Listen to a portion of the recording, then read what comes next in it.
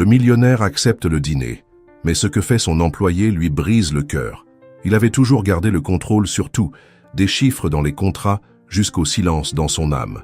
Mais rien ne l'avait préparé au chaos silencieux qu'apporterait cette femme simple.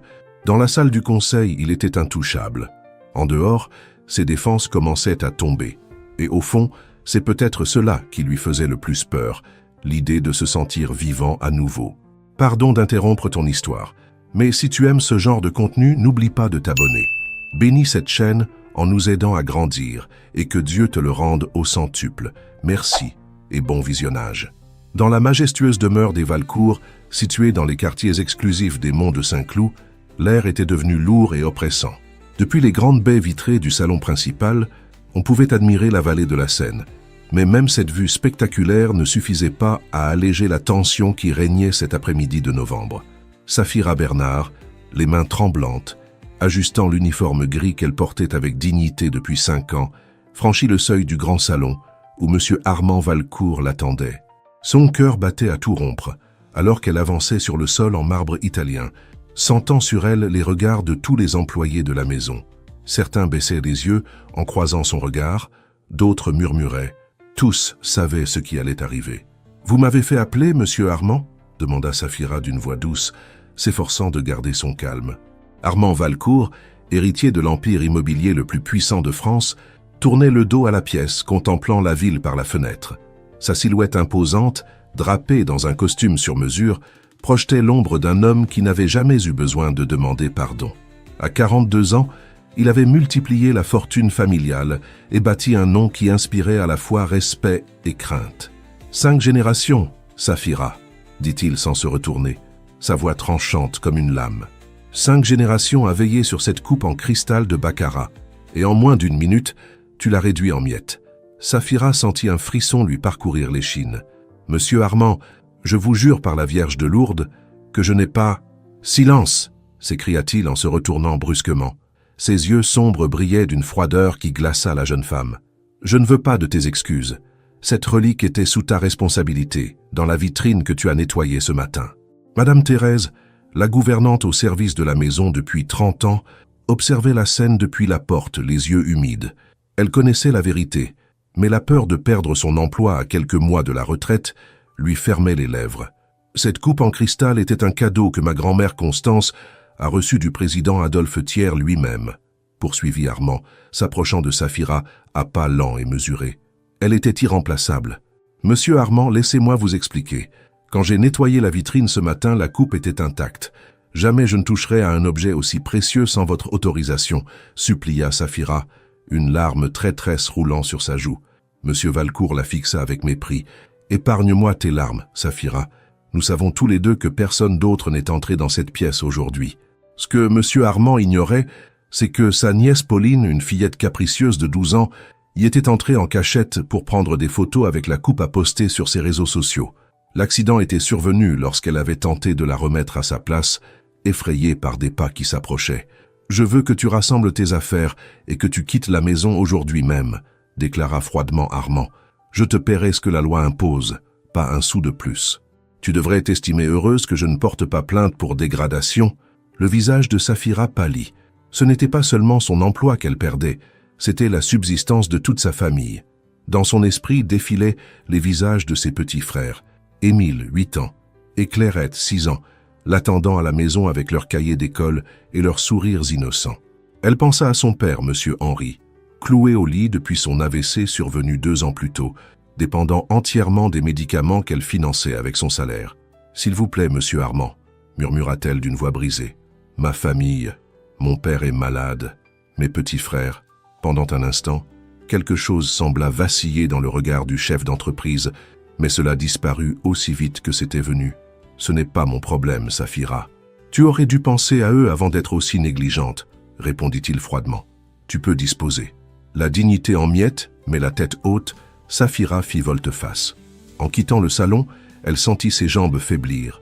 Madame Thérèse tenta de s'approcher pour la consoler, mais le regard perçant d'Armand l'en dissuada immédiatement. « Constance te remettra tes affaires à la sortie », lui souffla la gouvernante d'un ton à peine audible alors qu'elle passait près d'elle.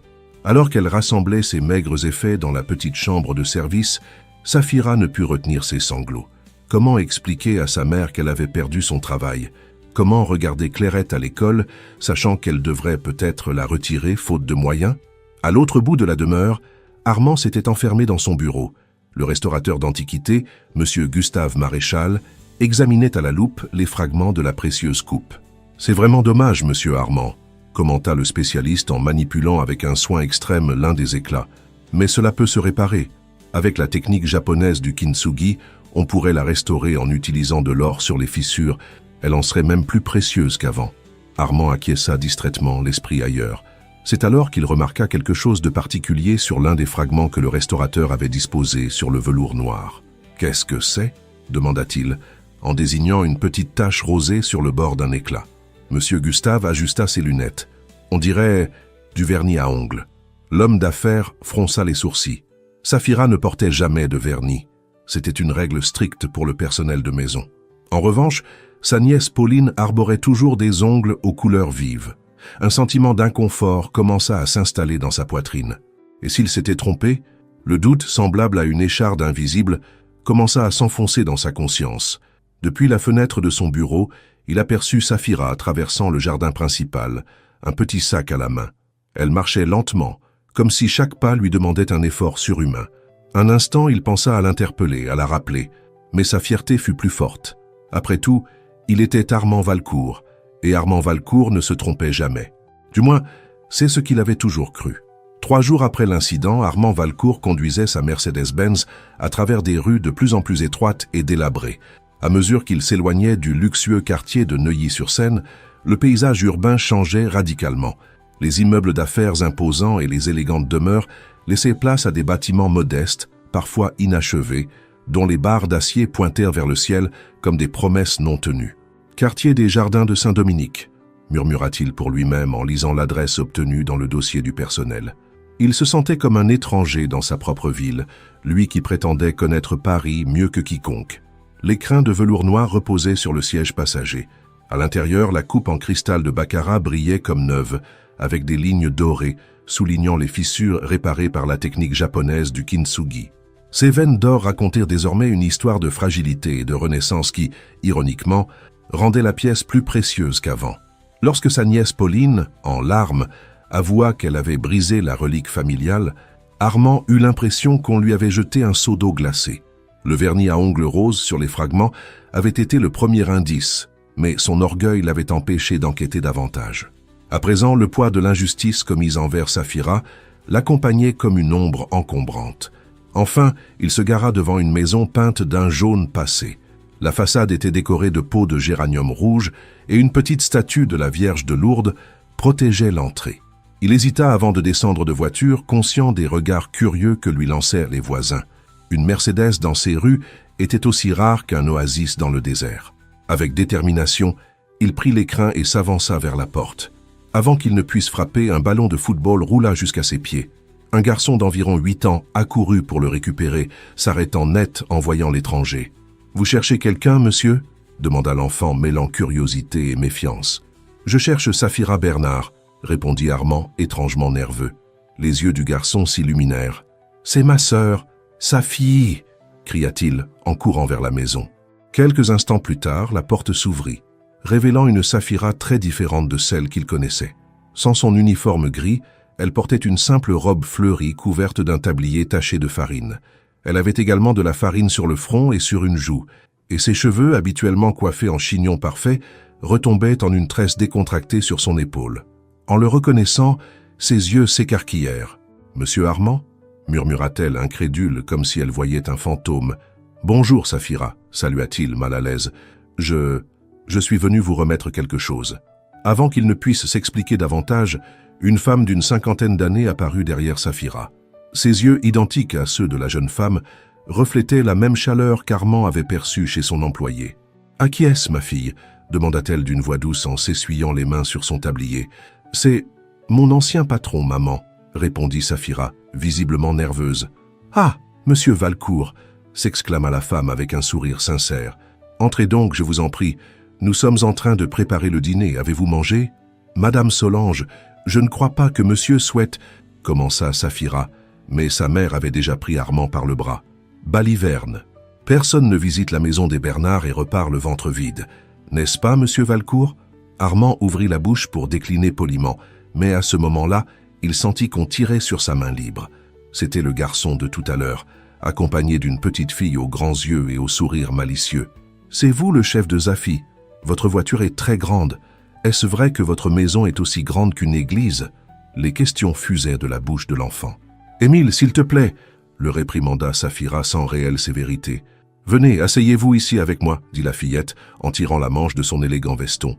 Je dessine une licorne. » Avant même de s'en rendre compte, Armand se retrouva entraîné à l'intérieur de la maison.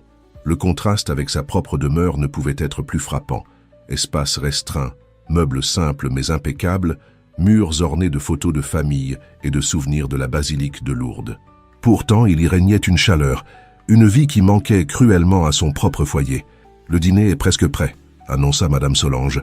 Saphira a préparé sa fameuse blanquette de veau à l'ancienne, une recette que sa grand-mère lui a transmise. « Ce n'est pas nécessaire que vous restiez, monsieur Armand », murmura Saphira gênée. « Vous avez sûrement des obligations importantes. » L'homme d'affaires observa les lieux.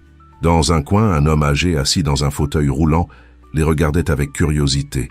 Ses yeux, bien que vifs, contrastaient avec un corps visiblement affaibli. « C'est mon père », expliqua Saphira en suivant son regard. « Il a eu une attaque il y a 2 ans.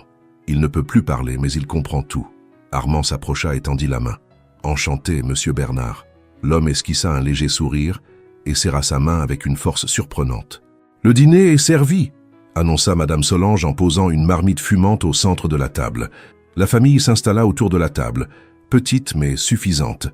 Pour la première fois de sa vie, Armand s'assit pour dîner sans que personne ne soit aux aguets, pour répondre à ses ordres ou satisfaire ses caprices. On lui servit une généreuse portion de blanquette avec du riz et des galettes faites maison. « Bon appétit », dit Émile naturellement, comme si le millionnaire était un visiteur habituel. La première bouchée fut une révélation. La complexité des saveurs, avec ses notes de chocolat, d'épices et de douceur, le transporta dans une dimension inconnue du plaisir culinaire. Il mangea en silence, observant la dynamique familiale, Madame Solange racontant des anecdotes du marché, Émile expliquant un projet scolaire, la petite Clairette interrompant avec ses remarques inattendues, et le père communiquant par regards et gestes. Au milieu des rires et des conversations simples, Armand comprit qu'il vivait quelque chose de totalement nouveau, la chaleur d'une famille unie, où l'amour ne dépendait ni du succès ni de la richesse. Quand il leva les yeux, il croisa le regard de Saphira. Pour la première fois, il la vit sourire vraiment, pas seulement avec la bouche, mais avec les yeux, et quelque chose d'étrange se produisit en lui. Une sorte de mur invisible commença à se fissurer, comme la coupe de cristal dans son écrin. Mais à la différence de cette relique, il n'y aurait pas d'or capable de réparer ce qu'il ressentait désormais. La honte de son injustice et la révélation d'une vie plus authentique que la sienne. Le lendemain matin, Armand Valcourt se réveilla avec l'impression d'avoir rêvé quelque chose d'important, mais impossible à se remémorer. Il prit son café sur la terrasse de sa demeure, contemplant le jardin impeccable dessiné par un paysagiste français, mais son esprit vagabondait dans les ruelles escarpées de Saint-Dominique. Le contraste entre ces deux mondes le hantait. Ici, tout était parfait, silencieux et froid. Là-bas, tout était imparfait, bruyant et chaleureux. « Monsieur, la réunion avec les investisseurs chinois est prévue à 11 heures, » lui rappela Jacques, son assistant personnel, interrompant ses pensées. « Annulez-la, » répondit-il sans réfléchir. Devant le regard stupéfait de Jacques, il ajouta « J'ai une affaire à régler avec une ancienne employée. » 2 heures plus tard, Armand se gara de nouveau devant la maison jaune, cette fois avec une enveloppe à la main. Son excuse était parfaite, un reçu de solde de tout compte que Saphira avait oublié de signer. En réalité, il avait lui-même arraché la feuille du dossier. Lorsque Saphira ouvrit la porte, la surprise se dessina à nouveau sur son visage. Elle portait les cheveux relevés et un jean accompagné d'un chemisier simple qui, pourtant, mettait bien mieux en valeur la délicatesse de sa silhouette que n'importe quel uniforme. « Monsieur Armand », murmura-t-elle, déconcertée. « Il s'est passé quelque chose ? Tu as oublié de signer ça, » dit-il en lui montrant l'enveloppe. « C'est important pour les ressources humaines. » Un mensonge tellement évident qu'il en fut presque gêné de le prononcer.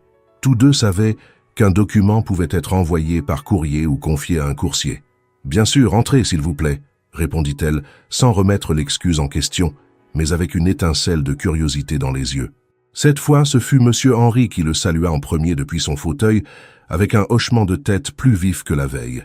Les enfants étaient à l'école, et Madame Solange était sortie faire le marché. « Ma mère reviendra bientôt », dit Saphira en signant le document. « Elle aurait été ravie de vous saluer. »« Je ne suis pas pressé », répondit-il, s'étonnant lui-même.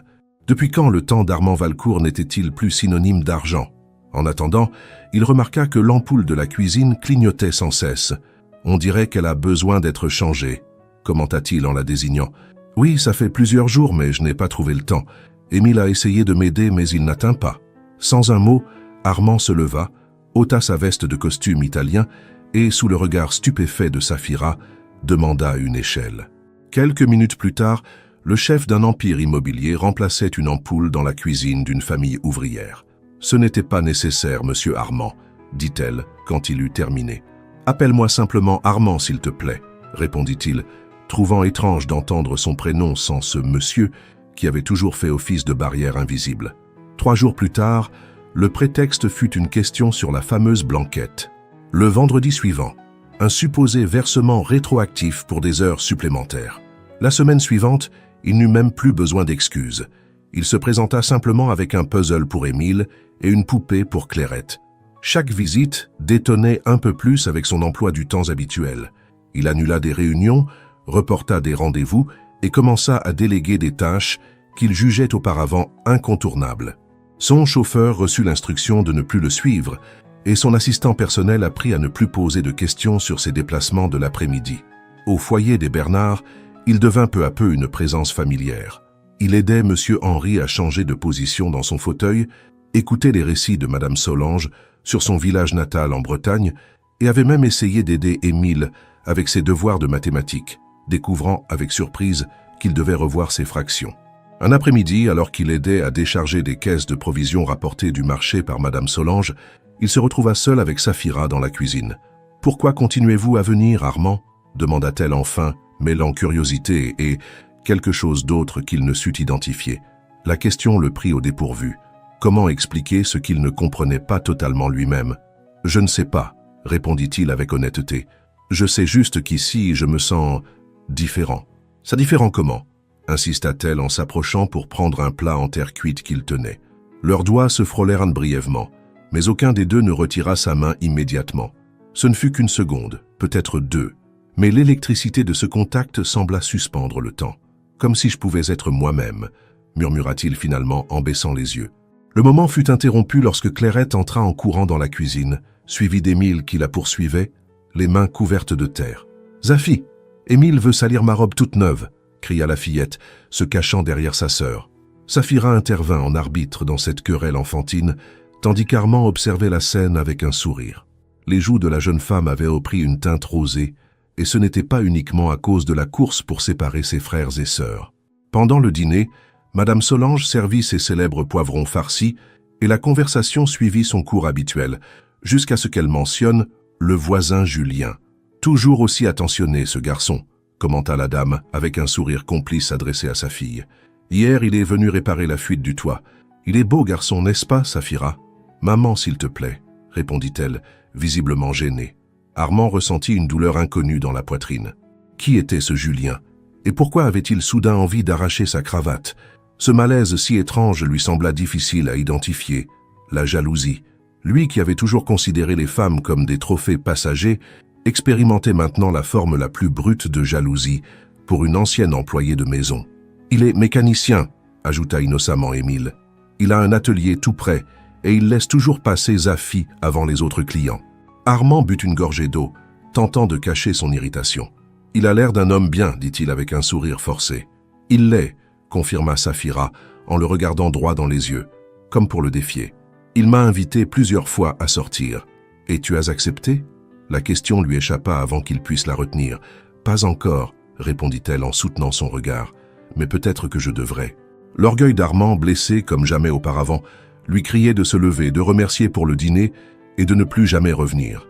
Mais quelque chose de plus fort le retenait sur cette chaise, quelque chose qu'il n'avait jamais ressenti, mais qu'il reconnaissait instinctivement, Son cœur avait pris le contrôle et sa raison, pour la première fois, ne dirigeait plus rien. Au moment de se dire au revoir ce soir-là, tandis que Saphira l'accompagnait jusqu'à la porte, tous deux savaient qu'un changement fondamental s'était opéré entre eux. Ce n'était plus le patron rendant visite à son ancien employé.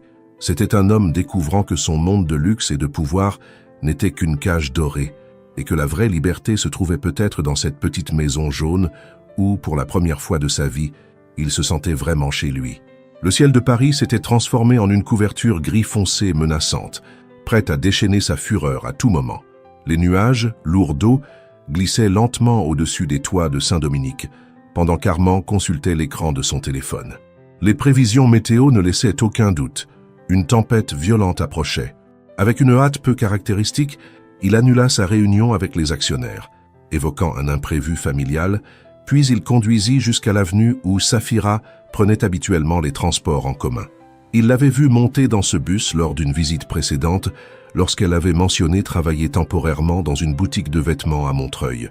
À 17 heures précises, comme une horloge suisse, Saphira descendit du bus.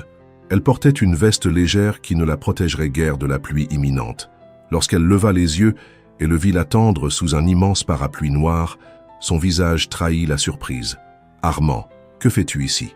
Les premières gouttes commencèrent à tomber, grosses et espacées, annonçant ce qui allait suivre. « Je me suis dit que tu aurais besoin de ça », répondit-il en tendant le parapluie juste au moment où la pluie se mit à tomber avec force. « Merci, mais ce n'était pas nécessaire », dit-elle, bien que le sourire dans ses yeux contredise ses paroles. Les tonnerres grondèrent au-dessus de la ville. Les passants couraient à la recherche d'un abri, mais eux restaient là, debout, protégés par le parapluie, se regardant comme si le temps s'était arrêté. « Tu voudrais prendre un café ?» proposa-t-il, désignant un petit café de l'autre côté de la rue. On dirait que cette pluie ne s'arrêtera pas de sitôt. Le café Madame Émeraude était un établissement modeste mais chaleureux. Le parfum du café fraîchement moulu et des brioches encore chaudes envahissaient l'air. Ils s'assirent près de la fenêtre, d'où ils pouvaient observer la pluie qui frappait violemment les vitres. « 2 cafés filtrés à la cannelle, s'il vous plaît », commanda Armand à la serveuse, « et quelques brioches toutes fraîches. »« Tu fréquentes toujours les lieux les plus chics de la ville », lança Saphira avec un sourire moqueur. « Je ne savais pas que tu connaissais ce genre d'endroit. Il y a beaucoup de choses que tu ignores sur moi, » répondit-il, appréciant cette complicité nouvelle entre eux. La serveuse apporta les cafés fumants dans des tasses en terre cuite, accompagnés d'un plateau de viennoiserie traditionnelle. Dehors, la tempête faisait rage. Les rues s'étaient transformées en ruisseaux et les éclairs illuminaient sporadiquement le ciel assombri. « Comment va ton père ?» demanda Armand après une gorgée de café. La question, simple mais sincère, sembla ouvrir une brèche en Saphira. Ses yeux s'humidifièrent légèrement. Il y a des jours avec et des jours sans. Aujourd'hui, c'était une bonne journée. Il a réussi à tenir la télécommande tout seul. Ça doit être difficile pour vous tous. Ça l'est, admit-elle en baissant les yeux vers sa tasse. Mon père était un homme fort. Il travaillait dans le bâtiment. Il portait des sacs de ciment comme s'ils ne pesaient rien. Il nous a élevés seuls tous les 3 après que maman soit revenue de Bretagne. Il ne se plaignait jamais, même s'il rentrait épuisé. Armand garda le silence, lui laissant l'espace pour continuer. Le jour de son premier AVC, il travaillait sur un chantier à Neuilly-sur-Seine. L'ironie du sort. On dit qu'il a continué à travailler 1 heure entière avant de s'effondrer. Le second AVC lui a pris la parole et la mobilité du côté droit.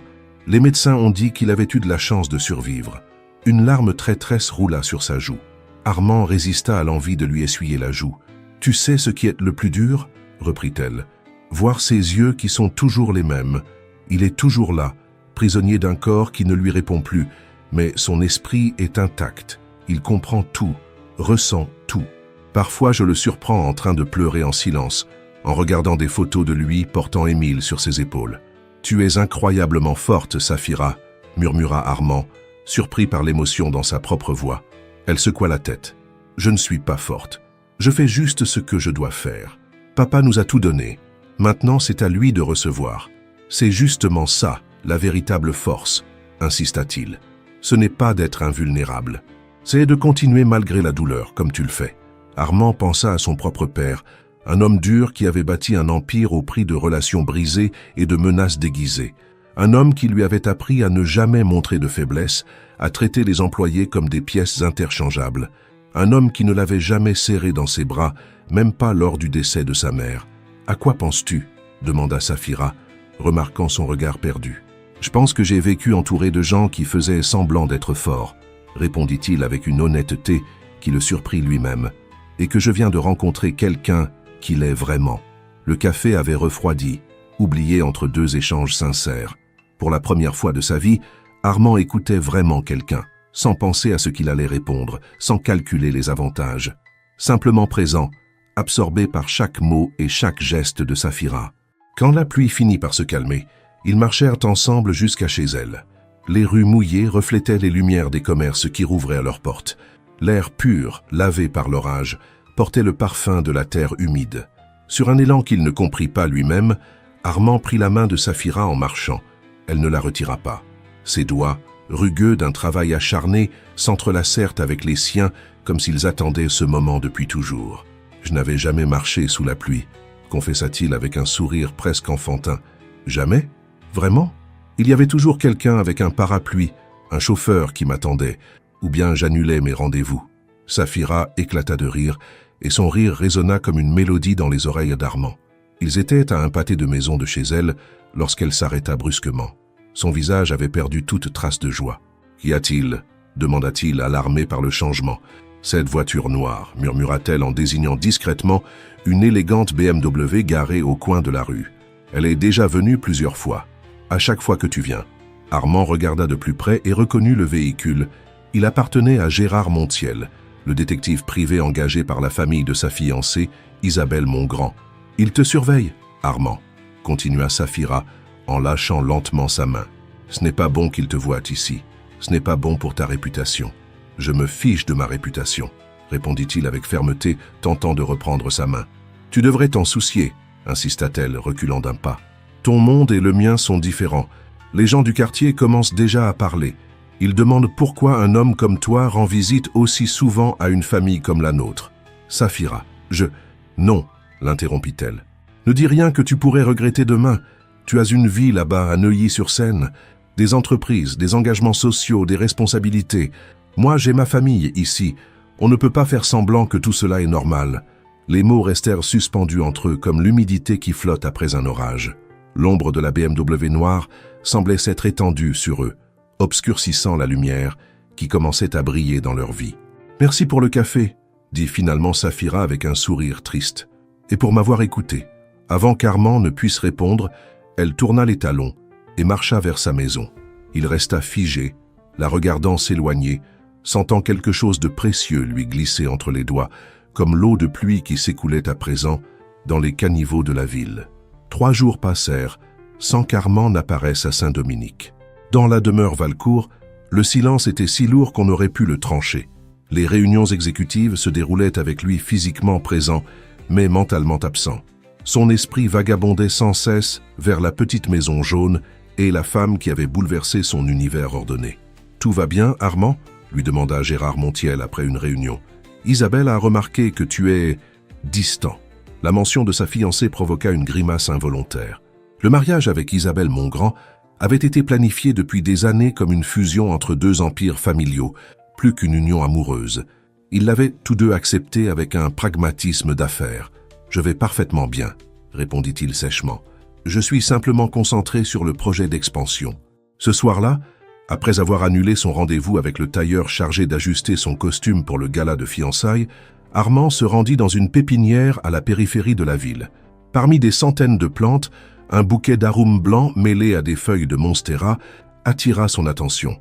Il se souvint de la manière dont Saphira composait chaque lundi des arrangements semblables pour le hall d'entrée de la demeure.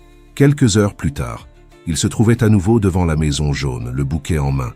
Son cœur battait avec une intensité nouvelle lorsqu'il frappa à la porte. « Armand !» s'exclama Madame Solange en lui ouvrant. « Quelle joie de te voir, mon garçon. Entre, entre. » « Bonjour, Madame Solange. Est-ce que Saphira est là ? Elle est à la cuisine en train de préparer le dîner. Les enfants sont à l'anniversaire d'un camarade et mon mari se repose. » La femme jeta un œil au bouquet. « Quelle merveille! Saphira va adorer. Elle dit toujours que faire des compositions lui manque. » Armand entra, ressentant la chaleur familiale de cette maison qui contrastait tant avec la froideur de sa propre demeure. La vie semblait palpiter dans chaque recoin. Un jouet oublié, un carnet de croquis, des photos irrégulièrement accrochées avec fierté. En entrant dans la cuisine, Armand vit Saphira de dos, en train de couper des légumes.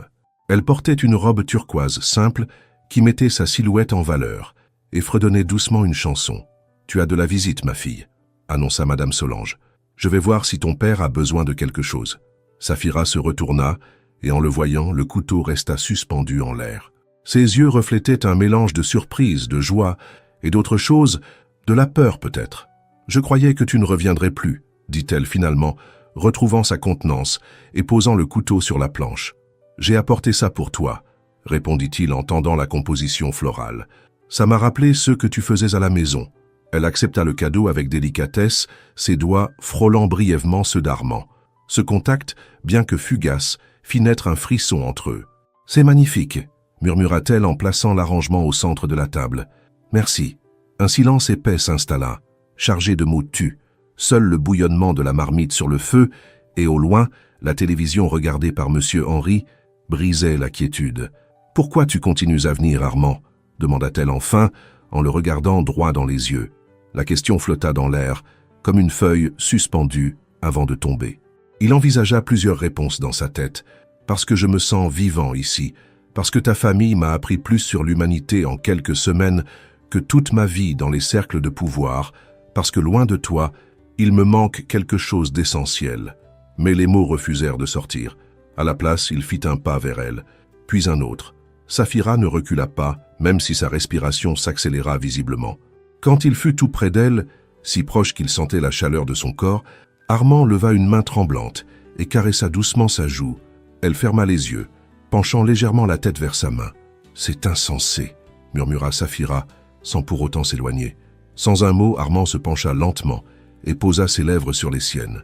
Le baiser fut bref, presque timide, mais chargé d'une intensité qu'aucun des deux n'avait connue auparavant. Lorsqu'ils se séparèrent, les yeux de Saphira brillaient de larmes retenues. « On ne devrait pas », commença-t-elle, mais sa voix se brisa. Armand fit un pas en arrière, submergé par ses propres émotions. En toutes ces années de relations planifiées, il n'avait jamais ressenti une telle vulnérabilité, un tel mélange de peur et de bonheur absolu. « Je sais », répondit-il enfin, « mais je ne peux pas m'en empêcher. Je ne veux pas m'en empêcher. » Le bruit de la porte d'entrée qui s'ouvrait brisa le moment. Les voix d'Émile et Clairette emplirent la maison, ramenant avec elles la réalité que tous deux avaient momentanément oubliée. « Je devrais partir », dit Armand, retrouvant une part de sa contenance habituelle. « Oui », acquiesça-t-elle, lui tournant le dos pour cacher son visage rougi. « Merci pour les fleurs. » Quand les enfants entrèrent dans la cuisine, ils trouvèrent Saphira concentrée à remuer la marmite et Armand debout près de la porte, prêt à partir. « Monsieur Ray !» s'écria Clairette avec l'innocence de ses 6 ans. « Vous partez déjà ? Mais on vient juste d'arriver. »« Je dois y aller, petite, » répondit-il avec un sourire contraint. « Mais je reviendrai bientôt. Vous le promettez ?» insista la fillette, tendant son auriculaire pour sceller le pacte. Armand entrelaça son auriculaire avec le sien, ressentant une boule dans la poitrine. « Je te le promets. » Il fit un signe général d'au revoir, évitant de croiser le regard de Saphira. Il ne se faisait pas confiance pour dissimuler ce qui venait de se passer entre eux. Dehors, la nuit commençait à tomber sur Saint-Dominique.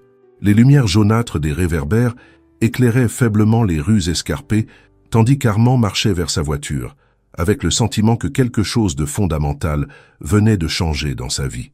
Dans la cuisine, seule à nouveau, après avoir envoyé les enfants se laver les mains, Saphira porta ses doigts à ses lèvres. Le fantôme du baiser était encore là, accompagné d'un tourbillon d'émotions. Bonheur, culpabilité, espoir, peur. Elle s'approcha de la fenêtre et observa Armand s'éloigner. Un instant, elle eut envie de courir après lui, mais elle se retint. La réalité était implacable. Il appartenait à un autre monde, un monde qui ne l'accepterait jamais. Ses yeux captèrent alors un mouvement en haut de la rue. La même BMW noire était garée là, avec 2 silhouettes à peine visibles à l'intérieur. Un frisson lui parcourut l'échine en comprenant que ce baiser, qui aurait dû être le début de quelque chose de beau, risquait de devenir le commencement de quelque chose de dangereux. Elle tira brusquement le rideau et retourna à ses tâches, tentant d'ignorer le tremblement de ses mains. Le bonheur à peine découvert était déjà assombri par la menace d'un monde incapable d'accepter que l'amour puisse franchir les frontières invisibles mais rigides des classes sociales. Dans la BMW, Gérard Montiel terminait de prendre les dernières photos. Il sourit avec satisfaction en consultant les images sur son appareil professionnel. Isabelle Mongrand paierait très cher pour ses preuves de la trahison de son fiancé. Le siège principal de la société Valcourt Construction occupait le dernier étage d'un imposant gratte-ciel à la Défense. Depuis ses baies vitrées panoramiques, Paris s'étendait comme un voile infini sous le ciel bleu. Armand feuilletait distraitement des plans lorsque son assistant l'interrompit. « Monsieur, mademoiselle Mongrand est ici. Elle dit que c'est urgent. » Avant même qu'il ne puisse répondre, Isabelle Mongrand entrait déjà dans le bureau. Grande, élancée, vêtue d'un tailleur impeccable, les cheveux noirs relevés en un chignon strict, elle incarnait l'image même de la femme d'affaires accomplie. Sa beauté glaciale contrastait violemment avec la chaleur naturelle de Saphira. « Laisse-nous seuls, Jacques », ordonna-t-elle avec un sourire qui n'atteignit jamais ses yeux. Lorsque la porte se referma, Isabelle s'approcha lentement du bureau. Plutôt que de s'asseoir, elle déposa sur la surface polie une grande enveloppe Kraft. « Qu'est-ce que c'est ?»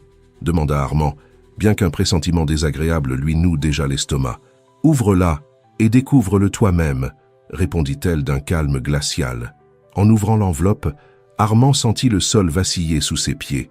Plusieurs photographies s'étalèrent sous ses yeux, lui entrant dans la maison des Bernard, discutant avec Madame Solange, jouant avec les enfants et, la plus accablante, en train d'embrasser Saphira dans la cuisine. « Ton goût pour le folklore français m'étonne », lança Isabelle avec un sarcasme acide. « Je ne savais pas que tu t'intéressais autant aux traditions populaires. » Armand rassembla les photos et les remit dans l'enveloppe.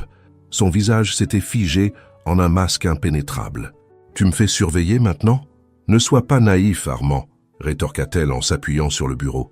Nos familles sont sur le point de conclure la plus grande fusion du secteur immobilier depuis des décennies. Mon père et le tien ont travaillé des années pour ça. Tu pensais vraiment que personne ne remarquerait tes escapades dans ce quartier ouvrier ? Le mépris dans sa voix, à l'évocation du foyer de Saphira, fit monter quelque chose en Armand, mais il se contint. Isabelle poursuivit implacable. Tu as de la chance que ce soit moi qui sois tombé sur ces photos, et non mon père. Il n'aurait pas été aussi indulgent. Qu'est-ce que tu veux, Isabelle ? Demanda-t-il directement, las de ses jeux.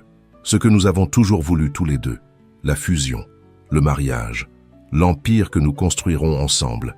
Elle se pencha vers lui.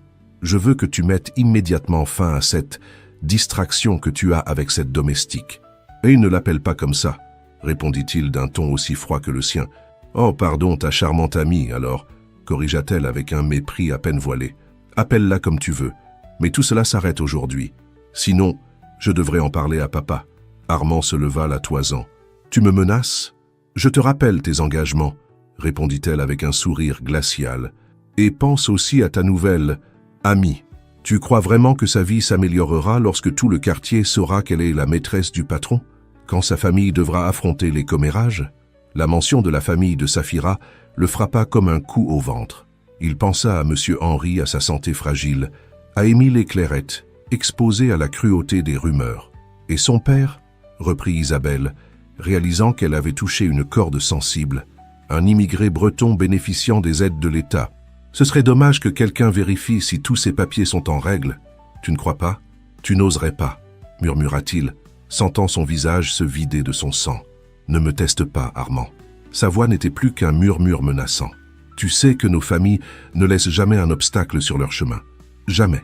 Isabelle attrapa son sac de créateur et se dirigea vers la porte. Avant de sortir, elle se retourna une dernière fois. La soirée de fiançailles est dans 3 semaines. J'espère que tu seras d'humeur plus festive d'ici là.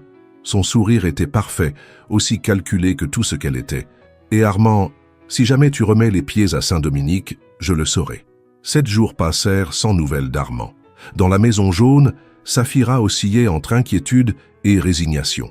Elle avait consulté son téléphone des centaines de fois, espérant un message qui ne venait pas. « Tu es bien pensive, ma fille », observa Madame Solange pendant qu'elles épluchèrent des piments pour le déjeuner. « C'est à cause de Monsieur Valcourt ?»« Non, maman, c'est juste la fatigue », mentit-elle, esquissant un sourire forcé. Mais l'absence d'Armand pesait sur toute la famille. Émile demandait chaque soir si Monsieur Ray viendrait l'aider à finir sa maquette scolaire. Clairette avait dessiné un portrait de famille où Armand figurait. Même M. Henry semblait chercher du regard le visiteur disparu. L'état de santé du père se dégrada nettement. Les progrès réalisés en thérapie s'effaçaient et il replongeait dans un mutisme plus profond qu'avant. Le médecin avait averti que son état émotionnel influençait directement sa récupération physique. Par un matin pluvieux, alors que Safira aidait son père dans ses exercices de kinésithérapie, on frappa à la porte avec insistance. En l'ouvrant, elle se retrouva face à un homme en uniforme tenant des documents officiels. « Famille Bernard, je viens de l'agence d'aide sociale. Nous enquêtons sur de possibles irrégularités concernant les aides perçues par Henri Bernard. » Le cœur de Safira manqua un battement. « Irrégularité ? Mon père a tous ses papiers en ordre. » Nous avons reçu un signalement indiquant qu'il pourrait toucher des aides de manière indue, poursuivit le fonctionnaire, d'un ton froidement administratif. Nous devons vérifier son statut administratif et examiner tous ses documents. Mon père est né en Bretagne, il est français, répliqua-t-elle, sentant l'angoisse lui serrer la gorge. Qui a déposé cette plainte? C'est une information confidentielle, mademoiselle. Ayez toute la documentation prête pour demain. Je passerai à 10 heures précises. Quand l'agent s'éloigna, Safira s'effondra contre la porte. La peur se transforma rapidement en certitude. Tout cela avait un lien avec Armand, avec sa soudaine disparition, avec ce baiser qui avait tout bouleversé. Cette nuit-là, pendant que la maison dormait, Safira fouillait désespérément les papiers de son père. En théorie, tout était en règle, mais elle savait pertinemment que le système pouvait être manipulé par les puissants. Monsieur Henry avait travaillé toute sa vie, payé ses impôts, respecté toutes les lois. Et pourtant, son bien-être tenait désormais à un fil. À cause de quoi exactement? D'une romance impossible? D'un rêve insensé? Un rêve insensé? Des larmes silencieuses roulant sur ses joues, Safira comprit l'ironie cruelle. Ce qui avait commencé comme un rayon de lumière dans sa vie, l'arrivée d'Armand dans son monde, menaçait désormais de détruire tout ce qu'elle aimait. Dans son manoir solitaire, Armand ne dormait pas non plus. Son verre de whisky restait intact, tandis qu'il contemplait les lumières de la ville. Il avait rompu le contact avec Safira pour la protéger d'Isabelle, mais le vide qu'il ressentait était insupportable. La culpabilité le rongeait, imaginant la confusion et la douleur qu'elle devait ressentir face à sa disparition soudaine. Lorsque son téléphone sonna à cette heure improbable, il se précipita, espérant de façon irrationnelle que ce soit Safira. Mais c'était Gérard Montiel, le détective. « Mission accomplie, monsieur Valcourt », annonça la voix à l'autre bout du fil. « L'enquête sur le père de la jeune femme est en cours, comme l'a demandé votre fiancé. » Armand sentit le sol s'effondrer sous ses pieds. Ce n'était pas une menace en l'air. Isabelle tenait parole, détruisant méthodiquement la vie de la famille Bernard. « Je n'ai jamais autorisé ça », répondit-il d'une voix tremblante de rage. « Je suis désolé, monsieur. Les ordres venaient directement de mademoiselle Mongrand. Elle a affirmé que vous étiez informé. » En raccrochant, Armand jeta son verre contre le mur. Les éclats de cristal se dispersèrent sur le sol comme les fragments brisés de ce qui avait été, jusqu'à peu, sa vie parfaitement réglée. Il devait maintenant faire un choix, suivre le chemin tracé par des générations, celui sûr du pouvoir et de l'argent, ou tout risquer pour quelque chose qu'il commençait à peine à comprendre, mais qui lui paraissait plus réel que tout ce qu'il avait connu. Les semaines suivantes furent un enfer pour Safira. Ses journées se passaient entre files interminables dans des bureaux administratifs, formulaires incompréhensibles et employés qui la regardaient avec condescendance.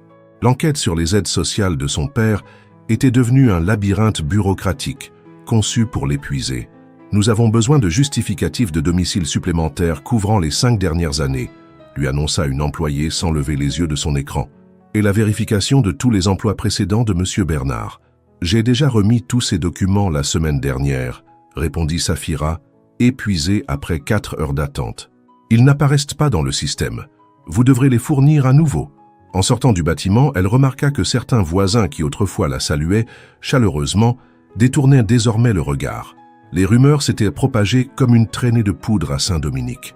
La fille de M. Henry aurait eu une liaison avec son ancien patron millionnaire, et ils en payaient à présent les conséquences. Madame Lucette, la vendeuse de brioches de maïs farci, qui connaissait Safira depuis l'enfance, fut la seule à oser lui dire directement ce que tous murmuraient. « Ma fille, on raconte que ce riche monsieur t'a abandonné et qu'il utilise maintenant ses relations pour vous nuire. Est-ce que c'est vrai ?»« Non, Madame Lucette, il y a eu un malentendu, rien de plus, » mentit Safira, bien qu'au fond d'elle, elle craignait que ce soit vrai. À la maison, la situation empirait chaque jour. Monsieur Henri ne mangeait plus régulièrement et ses nuits d'insomnie aggravaient son état. Un jour, Émile revint de l'école avec un œil au beurre noir, résultat d'une bagarre après que des enfants se furent moqués de sa famille. « Ils m'ont dit que ma sœur était la maîtresse d'un vieux riche », sanglotait le garçon pendant que Saphira lui appliquait de la glace sur le visage, que c'est pour ça qu'on nous enlève les aides de l'État. Clairette souffrait elle aussi. Sa maîtresse avait appelé Saphira, inquiète, car la petite ne participait plus en classe et restait isolée pendant les récréations. « Monsieur Ray me manque », confia la fillette un soir pendant que Saphira l'abordait. « Pourquoi il ne vient plus nous voir? Est-ce que j'ai fait quelque chose de mal ?» Ces paroles transpercèrent Saphira comme des lames. Elle ne put que serrer sa sœur dans ses bras en retenant ses larmes. À des kilomètres de là, dans les cercles privilégiés de la haute société française, Armand affrontait sa propre tempête. Lors d'un cocktail caritatif, la rédactrice de la rubrique « Société » d'un journal influent s'approcha de lui avec un sourire carnassier. « Monsieur Valcourt, un commentaire sur les rumeurs concernant votre relation avec une employée de maison? Nous avons des sources affirmant vous avoir vu à Saint-Dominique, rendant visite à une famille modeste. »« Ça, je n'ai aucun commentaire à faire, » répondit-il sèchement, s'éloignant avec une coupe de champagne qu'il n'avait pas l'intention de boire. La couverture du magazine Élites en affaires montrait sa photo aux côtés d'Isabelle sous le titre « Le mariage de l'année, la date officielle de l'Union Valcourt-Montgrand ». L'article détaillait les 800 invités prévus, le menu gastronomique en 5 services et la robe exclusive commandée à un grand couturier parisien. Au bureau, Raphaël Montgrand, le père d'Isabelle, exerçait une pression sans détour. « Les Chinois sont nerveux à cause des rumeurs, Armand », le prévint-il lors d'une réunion privée. « Ils ont besoin de voir de la stabilité avant de signer. Ton mariage avec Isabelle leur donnera la confiance nécessaire pour investir les 300 millions. » Armand acquiesça machinalement. Le contrat avec les investisseurs chinois était le projet le plus ambitieux de la société Valcourt Immobilier. Une série de complexes touristiques qui doublerait la valeur de l'entreprise. Tout reposait sur son mariage avec Isabelle, une union qu'il ne supportait désormais même plus d'imaginer. Le soir, dans la solitude de son manoir, Armand était assailli par des souvenirs qui refusaient de disparaître, le rire de Clairette, les questions pleines de curiosité d'Émile, les yeux chaleureux de Monsieur Henri, les récits de Madame Solange, et surtout, Saphira, son sourire sincère, sa force tranquille, la sensation de ses lèvres contre les siennes, la sensation de ses lèvres contre les siennes. Il tenta de se noyer dans le travail, dans des réunions interminables, même dans l'alcool, mais rien ne parvenait à effacer le souvenir de cette maison jaune où, pour la première fois de sa vie, il s'était senti véritablement chez lui. Le manoir Valcourt, avec ses 20 pièces, ses œuvres d'art inestimables et son personnel toujours disponible, était devenu une cage dorée qui l'étouffait. Chaque recoin lui semblait vide, chaque luxe superflu, chaque privilège une barrière de plus entre lui et la vie authentique qu'il avait entrevue à Saint-Dominique. Un après-midi, alors qu'il examinait les derniers détails du contrat prénuptial envoyé par son avocat, Jacques entra nerveusement dans son bureau. « Monsieur, excusez l'intrusion, mais un petit garçon est à l'entrée principale. Il insiste pour vous voir. Il dit qu'il est le frère de Saphira. » Armand se leva d'un bond, renversant sa chaise. « Émile, il est seul ?»« Oui, monsieur. Il semble être venu en transport public. Il est très nerveux mais refuse de partir. Fais-le entrer immédiatement. » Lorsque le petit garçon entra dans le bureau, Armand sentit son cœur se serrer. L'enfant semblait amaigri, avec des cernes que nul enfant de 8 ans ne devrait avoir. Il tenait dans ses mains une enveloppe froissée et ce qui ressemblait à un dessin. « Fémile » murmura Armand, s'approchant lentement comme on le ferait d'un animal apeuré. « Mon papa va très mal », dit l'enfant sans détour, avec une maturité douloureuse dans sa voix d'enfant. « Il ne mange presque plus. Le docteur dit que c'est parce qu'il est triste. » Armand s'agenouilla devant lui à sa hauteur. « Je suis désolé, Émile. Zaphie est triste aussi, » l'interrompit-il. « Elle pleure la nuit quand elle pense que tout le monde dort. Et des messieurs sont venus. Ils ont dit qu'on allait enlever l'aide que reçoit papa pour ses médicaments. » Chaque mot était un coup de poignard dans le cœur d'Armand. Les ravages qu'Isabelle causait, qu'il permettait par son silence, étaient bien pires qu'il ne l'avait imaginé. « J'ai dessiné ça pour vous, » poursuivit Émile, lui tendant une feuille colorée. C'était un dessin d'enfant, mais bouleversant. La table des Bernard pendant un dîner, tout le monde souriant. Sur une chaise vide, on lisait « Monsieur Ray », et tout en haut, avec des lettres inégales, « Reviens dîner avec nous, tu nous manques ». Avec le dessin, Émile lui tendit l'enveloppe froissée. « Ma sœur ne sait pas que je suis venu, mais j'ai trouvé ça dans sa chambre. Je crois que c'était pour vous. » À l'intérieur se trouvait une lettre écrite d'une écriture soignée. « Armand, je comprends que ce que nous avons vécu était une erreur. Nous venons de mondes différents qui n'auraient jamais dû se croiser. Je ne t'en veux pas de t'être éloigné, mais je te demande, si jamais tout cela a compté un tant soit peu pour toi, d'arrêter ce qui est en train de se passer. Mon père ne mérite pas de souffrir ainsi, mes frères non plus. Je ne cherche pas à ce que tu reviennes, juste à ce que tu nous laisses continuer notre vie simple, comme avant de te rencontrer. Saphira. » Quelque chose se brisa en Armand en lisant ces lignes. La dernière barrière, le dernier doute. Sa vision se brouilla sous les larmes qu'il ne pouvait plus retenir, et pour la première fois depuis la mort de sa mère, il pleura à cœur ouvert, sans se soucier qu'Émile le voie. L'enfant, déconcerté mais d'une compréhension au-delà de son âge, posa une main sur son épaule. « Vous allez venir dîner avec nous encore, monsieur Ray. » À cet instant, Armand sut qu'il avait atteint un point de non-retour. Les ruines des deux mondes, le sien fait de privilèges vides et celui de Saphira menacé par sa faute, ne pouvaient plus tenir debout. Il était temps de construire quelque chose de nouveau, de vrai, même si cela signifiait démolir tout ce qu'il avait connu jusque-là. La salle de réunion au 30e étage de la tour Valcourt vibrait de l'énergie des grandes affaires. Autour de la longue table en chêne étaient réunis les représentants du consortium chinois Wang Investissement, les actionnaires majoritaires de la société Valcourt Immobilier et toute la famille Montgrand. La fusion qui allait bouleverser le paysage immobilier de l'Europe francophone était sur le point d'être conclue. Armand, en bout de table, observait ce déploiement de pouvoir et d'ambition avec un étrange sentiment de détachement. À sa droite, Isabelle Montgrand souriait avec une perfection calculée, tandis que son père, M. Raphaël, présentait les projections financières du méga-projet touristique sur la Côte d'Azur. Avec cette fusion, nous estimons des bénéfices de plus d'1 milliard d'euros dans les 5 prochaines années, déclara-t-il avec satisfaction. Le mariage de nos enfants ne réunit pas seulement 2 familles, mais 2 empires tournés vers l'avenir. Les entrepreneurs chinois hochèrent la tête, satisfaits, pendant que les avocats distribuaient les classeurs contenant les contrats définitifs. Devant Armand, en plus du contrat commercial, reposait l'accord prénuptial arrivé ce matin même.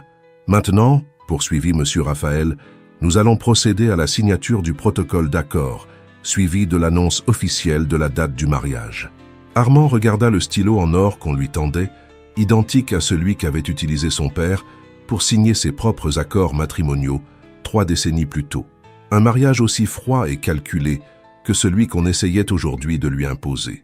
L'image d'Émile lui tendant ce dessin lui revint à l'esprit. « Reviens dîner avec nous, tu nous manques. » Puis il pensa à Saphira, affrontant seule les persécutions administratives, pointée du doigt par ses voisins, portant un fardeau qu'elle ne méritait pas. Armand, la voix impatiente d'Isabelle, le ramena à la réalité. « On t'attend. » Tous les regards étaient fixés sur lui. Le moment était arrivé. D'un geste délibérément lent, Armand prit le stylo, le tint un instant, puis le laissa tomber sur la table. « Je ne peux pas faire ça, » dit-il avec un calme qui le surprit lui-même. « Cela signifie qu'il n'y aura pas de fusion, » répondit Armand en se levant, « et il n'y aura pas de mariage. » Isabelle pâlit tandis que les investisseurs chinois échangèrent des regards alarmés. Armand saisit le contrat prénuptial et, sous les yeux stupéfaits de tous, le déchira en 2. « J'ai vécu toute ma vie selon un scénario écrit par d'autres, » poursuivit-il, sa voix gagnant en fermeté. « En construisant un empire qui ne m'a jamais rendu heureux. Je ne peux plus faire semblant. »« Tu es devenu fou !» s'écria M. Raphaël en se levant, furieux. « Tu es en train de jeter à la poubelle le travail de plusieurs générations. »« Je choisis d'être honnête pour la première fois de ma vie, » répondit Armand avec sérénité. « Je n'aime pas ta fille, Raphaël. Je ne l'ai jamais aimée, et elle ne m'aime pas non plus. Tout cela a toujours été un accord commercial déguisé en mariage. » Isabelle se leva à son tour, tremblant de rage. « C'est à cause de cette bonne, n'est-ce pas? Tu vas tout détruire pour une aventure avec une petite inconnue? Elle s'appelle Saphira, » répondit Armand fermement. « Et grâce à elle, j'ai compris que je vivais dans une cage dorée, entouré de gens qui ne voient que des chiffres là où il devrait y avoir des êtres humains. » Monsieur Raphaël s'approcha menaçant. « Si tu franchis cette porte, oublie ton héritage. Ton père te déshéritera. Je m'en chargerai personnellement. » Un instant, le poids de la menace l'ébranla. Tout ce qu'il avait connu, tout ce pour quoi il avait travaillé, s'effondrerait. Mais alors, il se souvint du regard de M. Henry, du rire de Clairette, du courage de Madame Solange et surtout de la force tranquille de Safira. « Qu'il en soit ainsi », répondit-il avec un sourire libérateur. En quittant la salle de réunion, il entendit derrière lui le vacarme des cris et des reproches. Mais pour la première fois depuis des années, il marchait droit sans le poids invisible qu'il avait toujours porté. Ce même après-midi, Armand attendait dans une petite salle du parquet général, accompagné de Mathieu Ordonné, le meilleur avocat pénaliste de la ville. « Vous êtes sûr de vouloir faire ça, monsieur Valcourt ?» demanda l'avocat, inquiet. « Affronter la famille Mongrand est dangereux. Ils ont des contacts partout. C'est pour cela que je vous ai engagé, Mathieu. J'ai besoin de quelqu'un qui n'a pas peur de faire ce qui est juste. » Lorsque le procureur les reçut, Armand parla sans détour. « Je viens déposer plainte pour harcèlement ciblé contre la famille Bernard de Saint-Dominique. Monsieur Henri Bernard fait l'objet d'une enquête pour supposées irrégularités dans ses aides sociales, mais tout cela fait partie d'un montage destiné à les intimider. Ce sont des accusations très graves, répondit le procureur avec prudence. N'avez-vous des preuves? Mathieu posa sur le bureau une chemise contenant des documents et une clé USB. Voici des enregistrements de conversations téléphoniques entre Gérard Montiel, détective privé, et Isabelle Mongrand, dans lesquelles elle donne l'ordre explicite de fabriquer des preuves contre les Bernard. Nous incluons aussi le dossier professionnel complet de Monsieur Henri, qui démontre qu'il remplit toutes les conditions légales pour recevoir ces aides. Le procureur examina les pièces avec un intérêt croissant. C'est suffisant pour ouvrir une enquête pour abus d'influence et falsification de documents. Nous demandons l'arrêt immédiat de l'enquête visant Monsieur Henri, ajouta Armand. Sa santé se dégrade à cause de ce harcèlement injustifié. Je m'en chargerai personnellement, assura le procureur. Mais je dois vous avertir, Monsieur Valcourt, cela aura des conséquences. Les Mongrand ne resteront pas les bras croisés. Je suis prêt à faire face à ce qui viendra, répondit Armand avec détermination. En quittant le parquet, une fine pluie tombait sur la ville. Armand fit ses adieux à son avocat et monta dans sa voiture, une modeste Volkswagen qu'il avait achetée ce matin après avoir vendu sa Mercedes. Ce qu'il s'apprêtait à faire demandait de l'humilité, pas de l'ostentation. Il conduisit sans but précis dans les rues de Paris, contemplant comment la pluie transformait la ville. Les avenues élégantes de Neuilly, les ruelles bohèmes du Marais, les recoins chargés d'histoire du quartier latin, tout lui semblait différent, maintenant qu'il avait changé lui-même. Il ne savait pas s'il serait le bienvenu dans la Maison Jaune. Il ne savait pas si Safira pourrait lui pardonner le mal qu'il avait causé, même involontairement. Il ne savait pas si ce baiser dans la cuisine avait eu pour elle la même signification que pour lui. La seule chose dont il était certain, c'est qu'il devait essayer. Que s'il existait ne serait-ce qu'une infime chance de retrouver ce bonheur authentique qu'il avait entrevu entre ces murs modestes, cela valait la peine de tout risquer. Quand le crépuscule commença à peindre le ciel de nuances orangées et violettes, Armand orienta enfin sa voiture vers Saint-Dominique. Il n'était plus l'homme d'affaires millionnaire qui avait visité ce quartier pour soulager sa culpabilité. Il était simplement un homme qui avait trouvé, dans l'endroit le plus improbable, la seule chose que l'argent ne pourrait jamais acheter, un vrai foyer. À chaque kilomètre qui le rapprochait de la Maison Jaune, son cœur battait plus fort. Il n'avait pas de cadeau cette fois, ni d'excuses toutes faites. Il n'avait que la vérité nue de ses sentiments et l'espoir fragile qu'il ne soit pas trop tard pour recommencer. Le soleil disparaissait lentement derrière les collines de Saint-Dominique, baignant les rues escarpées d'une lumière dorée qui adoucissait les contours des maisons. Armand guida sa modeste Volkswagen à travers les ruelles familières, sentant chaque battement de son cœur résonner comme un tambour rythmé par le destin. En tournant au dernier coin de rue, il aperçut la Maison Jaune. Elle semblait différente, peut-être plus petite, comme si les événements des dernières semaines avaient rétréci même les structures physiques. Le pot de géranium à l'entrée paraissait moins vif, et la petite Vierge de Guadeloupe, qui gardait la porte, était légèrement penchée, comme si elle aussi était fatiguée. Il coupa le moteur et resta immobile quelques instants, rassemblant le courage nécessaire. Il n'avait préparé aucun discours, aucun plan. Pour la première fois de sa vie, Armand Valcourt allait se présenter devant quelqu'un complètement désarmé, sans le bouclier de son nom ou de sa fortune. Lorsqu'il sortit enfin de la voiture, il la vit. Safira se tenait debout près du petit portail en fer, comme si elle avait ressenti sa présence avant même qu'il arrive. Elle portait une robe turquoise, simple, la même que le jour de leur premier baiser, et ses cheveux tombaient librement sur ses épaules. Son visage, cependant, portait les marques de la souffrance récente, de profonds cernes, des joues creusées, et un regard mêlé de surprise, de douleur, et de quelque chose d'autre qu'Armand ne sut identifier. qu'est-ce que tu fais ici ?» demanda-t-elle d'une voix maîtrisée mais tremblante. Armand s'avança lentement, s'arrêtant à quelques pas d'elle. Il n'avait apporté ni fleurs, ni chocolat, ni cadeaux luxueux. Il ne portait même pas sa montre de designer, ni ses boutons de manchette en or. Il venait tel qu'il était pour la première fois sans masque. « J'ai besoin de te parler », répondit-il simplement. « Il n'y a rien à dire », répliqua-t-elle en croisant les bras comme pour se protéger. « J'ai compris le message quand tu as disparu, et encore plus quand les problèmes avec les aides de papa ont commencé. Je n'ai rien à voir avec ça, je te le jure sur ce que j'ai de plus sacré, » dit-il avec intensité. C'était Isabelle. Elle a découvert ce qu'il y avait entre nous et m'a menacé de nuire à ta famille si je ne m'éloignais pas. Une ombre de doute passa dans les yeux de Saphira. « Et tu l'as cru? Tu as pensé que t'éloigner nous protégerait? »« J'ai commis une erreur, » admit-il. « J'aurais dû te faire confiance, t'expliquer.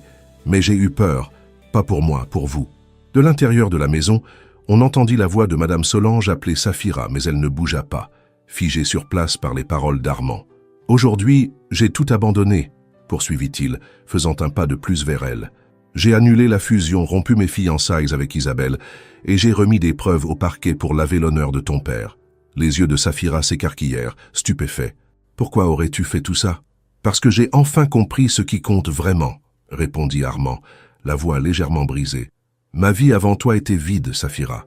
J'avais tout ce que l'argent peut acheter, mais rien de ce qui donne un vrai sens à l'existence. » Il fit encore un pas, si près qu'il pouvait sentir ce parfum de cannelle qui l'accompagnait toujours.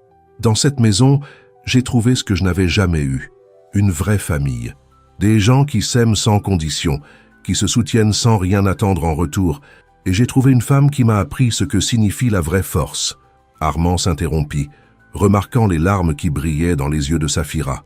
Il allait continuer, mais elle leva une main pour l'arrêter. « Ne dis rien de plus, » supplia-t-elle d'une voix étranglée. « Si tu continues à parler comme ça, je vais céder.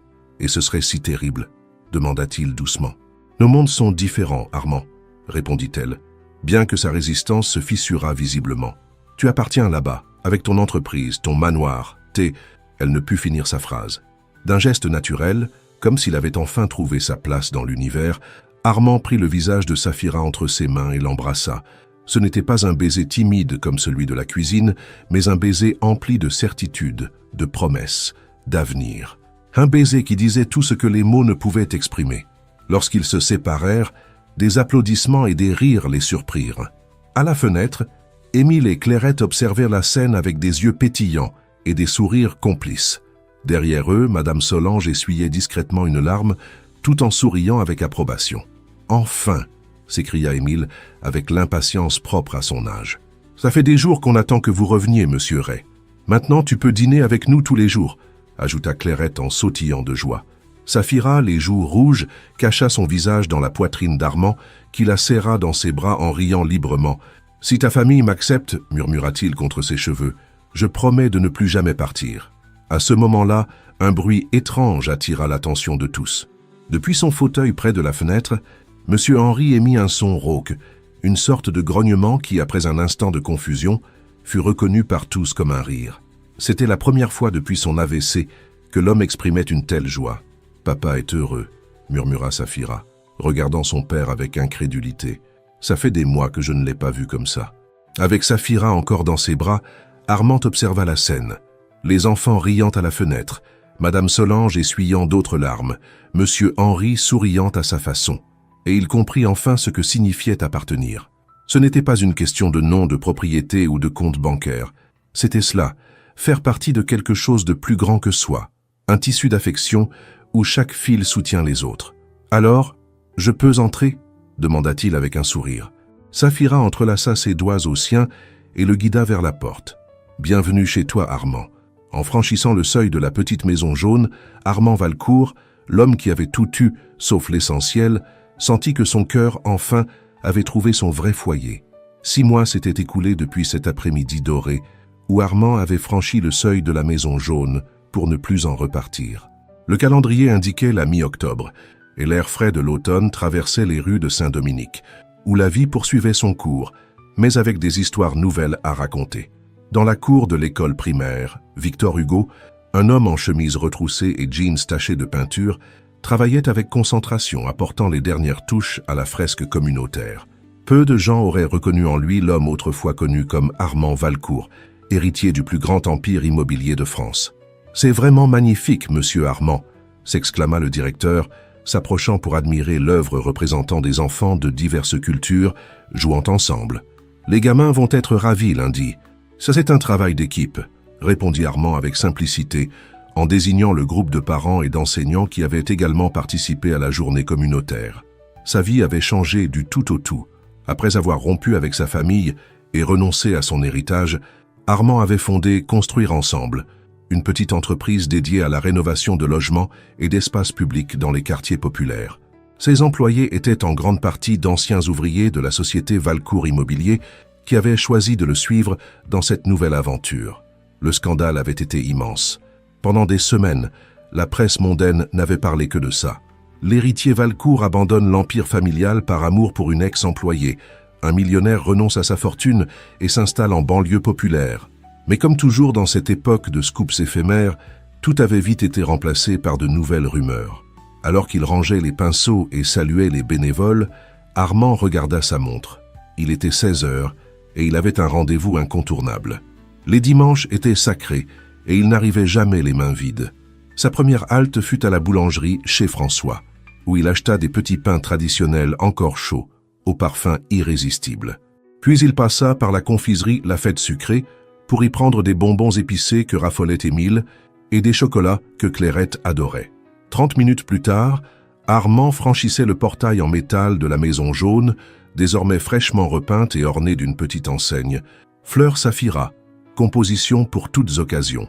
Armand est là, annonça Clairette, désormais âgée de 7 ans, courant vers lui pour l'embrasser dans un élan qui manqua de le faire tomber. La maison avait changé subtilement. Le petit jardin de devant était fleuri de pots de plantes cultivées par Saphira pour son entreprise. L'intérieur s'était agrandi avec une petite extension servant d'atelier floral. « Tu arrives juste à temps », le salua Madame Solange depuis la cuisine, où l'odeur d'un civet épicé maison embaumait l'air. Zafi vient de finir une grosse commande et aide son père avec les exercices.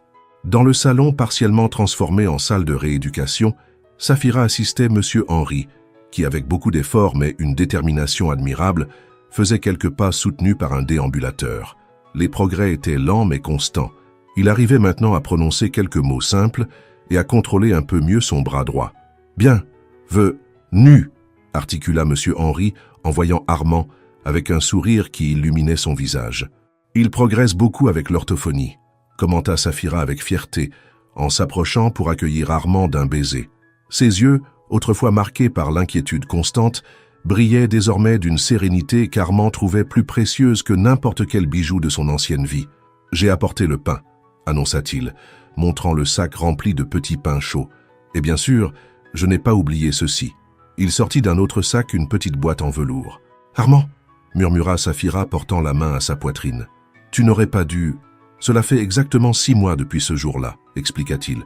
Il faut bien fêter ça. » À l'intérieur de la boîte reposait un collier délicat avec un pendentif en forme d'arum, semblable aux fleurs de la première composition qu'il lui avait offerte.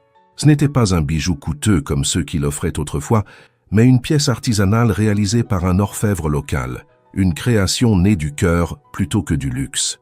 Pendant qu'Armand lui mettait le collier, Émile entra en courant dans le salon, agitant une feuille de papier à la main. « Regarde, Armand, j'ai eu 10 en maths !» s'exclama le garçon, désormais âgé de 9 ans, avec les mêmes yeux brillants que sa sœur. « Voilà mon champion !» répondit Armand en le soulevant dans un grand câlin qui provoqua les rires de toute la famille. Bientôt, la table fut dressée pour le sacré dîner dominical.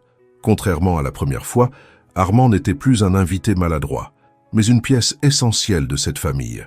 Ses mains aidaient à servir, ses plaisanteries faisaient rire, ses histoires captaient l'attention. Pendant le repas, Madame Solange partagea les dernières nouvelles du quartier. Émile raconta ses aventures à l'école et Clairette montra ses nouveaux dessins. Monsieur Henri, dans son fauteuil adapté, participait à sa manière, hochant la tête et prononçant à l'occasion des mots que tous accueillaient comme des victoires. Saphira, radieuse dans une robe simple mais élégante, parla de la commande spéciale qu'elle avait livrée pour une fête de 15 ans. « Ton affaire grandit chaque semaine », observa Armand avec admiration. « Il te faudra bientôt un local plus grand. » Peut-être bien, répondit-elle avec un sourire mystérieux, mais il faudra peut-être d'abord faire de la place pour quelque chose d'autre. Le regard complice qu'ils échangèrent n'échappa pas à Madame Solange qui esquissa un sourire entendu. Lorsque le dessert, un flan maison préparé par Clairette avec l'aide de sa grand-mère, fut servi, Armand observa autour de lui avec une gratitude immense. À cette table modeste, il avait trouvé une richesse qu'il n'avait jamais connue dans les salons dorés de son ancienne vie. Il n'avait plus de manoir ni de voiture de luxe, son compte en banque était modeste et parfois les factures s'accumulaient en fin de mois. Mais chaque soir, il dormait le cœur en paix. Chaque matin, il se réveillait avec un but et chaque dimanche, comme aujourd'hui, il goûtait à la véritable abondance, celle d'être aimé sans condition. Alors que la famille riait à une anecdote racontée par Émile, Armand saisit discrètement la main de Saphira sous la table. Elle entrelaça ses doigts aux siens dans ce geste simple devenu leur langage secret. « Tu es heureux ?» murmura-t-elle en se penchant légèrement vers lui. Armand regarda autour de lui. La maison modeste mais pleine de vie, la famille qu'il avait accueillie comme l'un des leurs, la femme qui avait transformé son existence. Sa réponse fut aussi sincère que les battements de son cœur. « Je n'ai jamais su ce qu'était le bonheur avant de m'asseoir à cette table. » Et alors que le soleil se couchait sur Saint-Dominique, baignant la maison jaune de teinte dorée, la famille continuait à partager bien plus que des repas. Cet ingrédient invisible que l'argent ne saurait acheter. Un amour vrai, sans condition ni attente. Un amour qui avait renversé les barrières sociales, défié les préjugés et réécrit le destin de chacun autour de cette table. Car certains dimanches changent des vies. Et certaines tables, aussi simples soient-elles, peuvent contenir tout l'univers. 5 années s'étaient écoulées depuis ce dimanche qui avait changé le destin de la famille Bernard et d'Armand Valcourt. La maison jaune à Saint-Dominique avait bien changé. Elle était désormais plus spacieuse, avec un 2e étage modeste mais accueillant et un jardin latéral où fleurissaient des plantes de toutes sortes. L'enseigne Fleur Saphira avait été remplacée par une élégante plaque Fleur Bernard Valcourt, ornant l'entrée d'un petit local commercial annexé à la maison. C'était un matin de dimanche, comme tant d'autres au fil des années, mais celui-ci avait une saveur particulière. La famille se préparait à fêter le 5e anniversaire de ce jour où Armand était venu pour ne plus repartir. Dans la cuisine agrandie, Madame Solange, désormais avec quelques cheveux gris de plus mais toujours la même énergie, apportait les dernières touches au civet épicé maison, recette qui restait la préférée de tous. À ses côtés, Clairette, devenue une jeune fille de 12 ans, apprenait les secrets de la cuisine traditionnelle tout en fredonnant une chanson à la mode chez les adolescentes. « Mamie, tu crois que mon petit frère aimera le civet ?»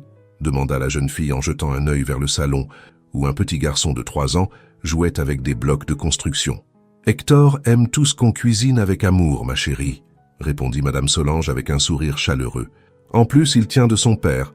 Il mange de tout. » Le petit Hector Valcourt Bernard était arrivé dans leur vie 3 ans auparavant, complétant le bonheur de la famille avec ses rires contagieux et ses yeux identiques à ceux de Saphira. Nommé en hommage à son grand-père, il représentait la parfaite union de 2 mondes que l'on avait cru un jour inconciliables. Dans le jardin, Monsieur Henri, le grand-père, se reposait sur une chaise adaptée à l'ombre d'un jacaranda. Les années de thérapie avaient porté leurs fruits. Il pouvait maintenant s'exprimer avec de courtes phrases et marcher de petites distances avec une canne. Son regard, néanmoins, demeurait le plus lucide et le plus sage de toute la maison. « Papi !» s'exclama le petit Hector en courant vers lui, un dessin à la main. « Regarde !» Le vieil homme sourit largement en prenant la feuille colorée dans sa main désormais plus assurée. « Très joli !» articula-t-il avec soin. Depuis la porte de l'atelier, Saphira observait la scène, les yeux brillants. À 32 ans, elle était devenue une femme épanouie, à la tête d'une entreprise florissante qui mêlait son talent artistique à un véritable instinct d'entrepreneur. Ses créations florales étaient sollicitées pour les événements les plus exclusifs de la capitale et récemment, elle avait commencé à exporter ses compositions aux États-Unis. « Ils sont identiques, tu ne trouves pas ?» dit Armand en l'enlaçant par derrière, contemplant son père et son fils. « Il a les gestes de papa », acquiesça-t-elle en s'appuyant contre sa poitrine. « Et la détermination des Valcourt. » Armand sourit. À 47 ans, il ne restait plus grand-chose de l'homme d'affaires arrogant qu'il avait été. Ses tempes commençaient à grisonner. Quelques rides marquaient son visage mais ses yeux reflétaient une sérénité qu'il n'avait jamais connue dans ses années de richesse matérielle. « As-tu terminé la proposition pour le projet communautaire ?» demanda Saphira en se retournant pour le regarder. « Presque, répondit-il. Émile m'aide avec les calculs. Il a un don naturel pour l'architecture durable. » Émile, désormais un adolescent de 14 ans, s'était découvert une passion pour suivre les traces professionnelles d'Armand, mais avec une vision qui lui était propre. Son rêve était d'étudier l'architecture écologique et il montrait déjà un talent remarquable dans ses maquettes. Construire ensemble s'était imposé comme une entreprise de taille moyenne, mais respectée, dédiée aux logements sociaux et à la réhabilitation d'espaces publics. Armand avait trouvé sa véritable vocation en travaillant au cœur des quartiers, transformant son expertise immobilière au service de ceux qui en avaient le plus besoin. Il n'avait pas retrouvé sa fortune passée, et cela ne l'intéressait plus. Il vivait confortablement, alliant les revenus de la boutique florale de Saphira au projet mené par Armand. Ce qui comptait par-dessus tout, c'était que chacun avait trouvé dans son métier un sens plus profond que celui de simplement gagner sa vie. « Je suis rentré !» lança Émile en entrant par la porte principale avec un sac rempli de pain encore chaud. « J'ai pris les petits pains pour le déjeuner. Et devinez qui m'accompagnait. » Derrière lui apparut Thérèse, l'ancienne gouvernante du manoir Valcourt, aujourd'hui une dame âgée qui avait gardé le contact avec la famille au fil des années. « Thérèse !» s'écria Saphira en courant l'enlacer. « Quelle joie que tu sois venue. »« Je n'aurais manqué cette célébration pour rien au monde, » répondit la femme avec émotion. « J'ai apporté le dessert que vous aimez tant, mon flan au caramel de lait. » Au fil des années, la table du dimanche s'était élargie. En plus de la famille proche, elle comprenait désormais des amis chers. Thérèse, Mathieu, l'avocat qui avait soutenu Armand dans ses débuts difficiles et qui était devenu un ami fidèle, Julien, le mécanicien du quartier qui avait enfin trouvé l'amour avec une institutrice de l'école primaire, et parfois d'anciens employés de la société Valcourt Immobilier, aujourd'hui collaborateurs d'Armand. Alors que tout le monde prenait place à table, la sonnette retentit. Clairette courut ouvrir et revint accompagnée d'un homme élégant d'une 60aine d'années. « Désolé pour le retard », s'excusa Fernand Valcourt, le frère aîné d'Armand. Le trafic était infernal. Un silence s'installa brièvement dans le salon. Fernand était le seul membre de la famille Valcourt à avoir renoué le contact avec Armand après la tempête familiale. Les premières rencontres furent tendues, mais avec le temps, la sincérité du changement de vie d'Armand avait convaincu son frère que cette décision, bien qu'incompréhensible pour beaucoup, avait été la bonne. « Tonton Fernand !» s'écria le petit Hector en courant l'embrasser. « Tu m'as apporté le livre que tu avais promis ?»« Bien sûr, champion !» répondit l'homme en sortant un livre illustré d'architecture pour enfants. Un futur bâtisseur comme toi a besoin d'inspiration. Le repas se déroula entre rires, anecdotes et toasts.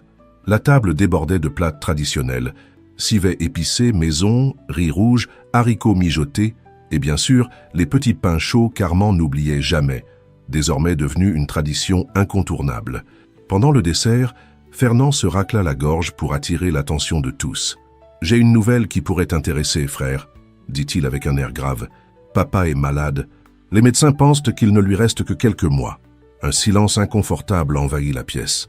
Le patriarche Valcourt, aujourd'hui âgé de 85 ans, n'avait jamais cherché à reprendre contact avec son fils cadet après l'avoir déshérité. Pour lui, Armand avait cessé d'exister le jour où il avait abandonné l'empire familial. « Je suis vraiment désolé, » répondit Armand avec sincérité. « Y a-t-il quelque chose que je puisse faire ?»« En fait, oui, » poursuivit Fernand. « Il demande après toi. Je pense qu'à sa manière, il veut faire la paix avant de partir. » La nouvelle bouleversa Armand. Pendant des années, il avait pensé que ce pont était irrémédiablement détruit, qu'il ne reparlerait jamais à son père. Saphira lui prit la main sous la table. Ce geste intime devenu leur façon de se soutenir silencieusement. « Réfléchis-y, » ajouta Fernand. « Tu n'as pas besoin d'y aller tout de suite. Mais je pense que ce serait important pour vous deux. » Ce soir-là, une fois les invités partis et les enfants endormis, Armand et Saphira s'assirent sur le petit porche à l'arrière de la maison, sous un ciel étoilé rare en pleine ville.